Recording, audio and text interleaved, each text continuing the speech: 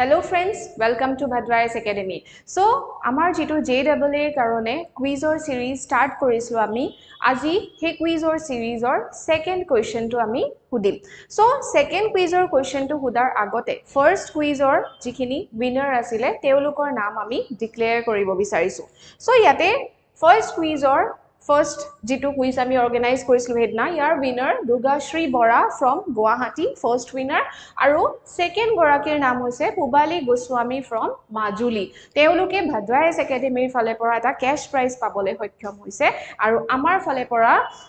বহুতে congratulations to Durgashri Bora and Pubali Goswami আপোনালোকে এনেকে কুইজৰ সিৰিজ বিলাকত ভাগ লৈ থাকক এনেকে আপোনালোকে প্ৰিপাৰেচন কৰি থাকক আৰু JAA কাৰণে আপোনালোকৰ প্ৰিপাৰেচনৰ জাৰ্নিটো এনেকে কন্টিনিউ হৈ থাকক ঠিক আছে তো আজি আমাৰ এতিয়া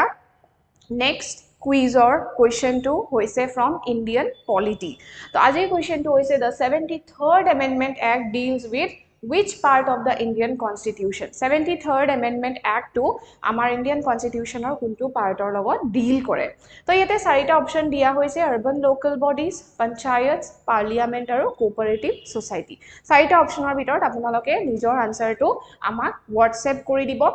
to yate saok apunaloke jitu answer to je aji whatsapp koribo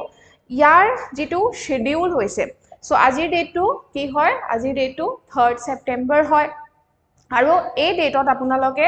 আনসাৰটোৰ time লিমিটটো যেটো দিয়া হৈছে ইট উইল বি বিফোৰ 9 pm তো 9টা বজাৰ আগত ৰাতি 9টা বজাৰ আগত আপোনালোকে আমাক এই কোৱেশ্চনটোৰ আনসাৰটো WhatsApp কৰি দিব এই নম্বৰটোত 8638391721 এই নম্বৰটোত WhatsApp কৰি দিব